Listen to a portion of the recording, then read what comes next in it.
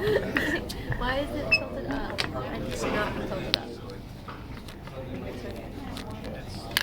Okay, there you go. Okay. That looks better. You can start. All right. So this is week 13 of consumer behavior. The last week, and basically doing situational influences. The first question I'm going to ask Shelby: how your communications change depending to your situation?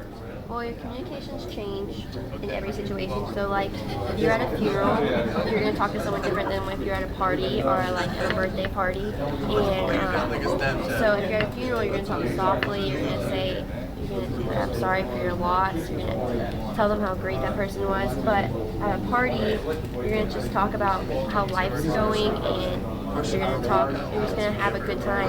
So the way you speak is even is going to change. So that's communication. The way your words come out, you're going to be louder. You're not going to have to speak softly. All right. Now I'm gonna ask, how do your purchases change depending on your situation? Well, it depends. Based on the book, depends on how, like, who you're with. The example in the book was like mothers willing to buy stuff for their children when they're with their children, and rather than when they're by themselves, they just look for stuff for themselves. Or like when you're in a fancy restaurant, like trying to impress your date, you're not gonna like order water, because that's just not like fancy. Or you expected to buy something like fine wine or good stuff just to impress. Champagne. How much would you spend on a bottle of wine? I don't know. Depends on the budget. And the date? And the date, yeah. The girl too. So next question is number 3. How you use something depending on your situation? Well, depending on your situation, always use something different. So, like for instance, if you have a friend coming over you haven't seen in 6 years, you're not gonna, and he's coming to your house for some lunch or some coffee, whatever. You're not gonna pull out plastic or paper plates to get your food going on, or you're not gonna pull out old cups you use with cracks and stains on it. You don't always want to impress. So the uses of something, depending on the situation, are always different.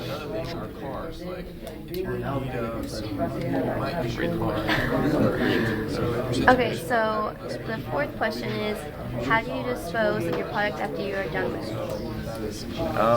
How would I dispose of it? I feel like this would kind of be a challenge, just because, just for me, with a lot of things that I have, I don't like to throw things away, because I feel like that's a waste. But if I'm done with a product, I would love to just like give it away, give it down to somebody that needs it. For example, say like clothing. If I'm done with like a pair of shoes or like an outfit that I have, I'll give it to my younger neighbor so he can wear it. Like, I don't want to waste that outfit. Like, it's still usable and it still costs money. So I feel like that would be a great way to. So what about recycling? Do you recycle? I recycle sometimes, but I'm not really too good. What if you have a can of soda and there's no recycling bin? No recycling bin? And Yeah, what would you do? I'm just gonna throw it away. But then I'm just gonna throw it in the garbage. But then, for example, my girlfriend, she will hold on to it, bring it in the car, bring it all the way home, and she'll throw it away in the recycling bin. He would just have different attitudes about that. Alright. I'm just throwing it away in the garbage. Okay. The next question is, how does your physical surroundings affect your behavior? So your physical surroundings really affect your behavior, because they gave an example in the book of stores. So I immediately thought of Hollister, and Hollister has a very dark store with a very strong aroma. It's very crowded, and that's just something that you associate with Hollister. So that changes your shopping experience, because Hollister's known to be a very, like, not high class, but very like good quality clothing. So if you're going to a store that's like that, you might even associate with Hollister and be like, wow, I need to buy something. So basically how it's set up, like lighting, aroma, setup, the fixtures, they all affect your shopping experience.